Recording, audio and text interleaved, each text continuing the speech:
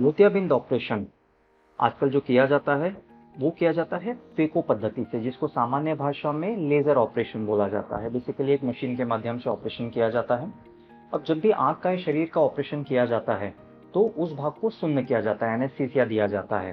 तो आंखों के ऑपरेशन में सुन्न करने के दो तरीके हैं। एक है ट्रेडिशनल तरीका, जिसमें हम इंजेक्शन के माध्यम से आंखों को सुन्न करते हैं।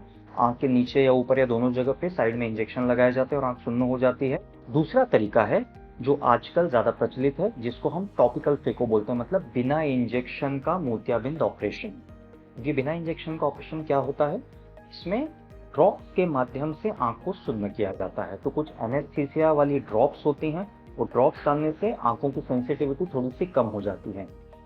लेकिन ध्यान रखने वाली बात यह है कि जब इंजेक्शन से आंखों को सुन्न किया जाता है, एनेस्थेटाइज किया जाता है, तो वो डीप एनेस्थीसिया होता है। मतलब मरीज को ऑपरेशन के समय कुछ भी आभास नहीं होता है, ना कोई दर्द होता है, ना कोई चीज फील होती है। जब ड्रॉप से आंख को सुन्न किया जाता है तो थोड़ा बहुत सेंसेशन रहता है, क्योंकि इतना ये डीप एनेस्थीसिया नहीं है। तो दो इंजेक्शन के तुलना में ड्रॉप से एनेस्थीसिया ज़्यादा सेफ माना गया है, साइड इफेक्ट्स कम माने गए हैं। लेकिन वो सबके लिए ज़रूरी नहीं कि सूटेबल हो।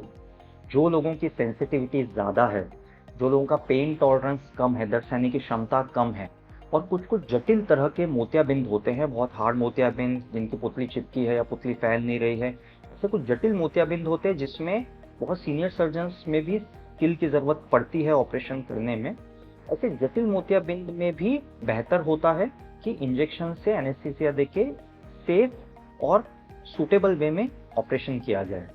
तो टॉपिकल फेको मतलब बिना इंजेक्शन वाला फेको बहुत अच्छी पद्धति है, नई पद्धति है। ज़्यादातर केसेस में ये सक्सेस और अच्छे से किया जा सकता है अगर एक स्किल्ड और सीनियर सर्जन हो तो। लेकिन कुछ कुछ केसेस ऐसे हैं जिसमें ये ना करके इंजेक्शन वाला प्रिफर किया जाता है।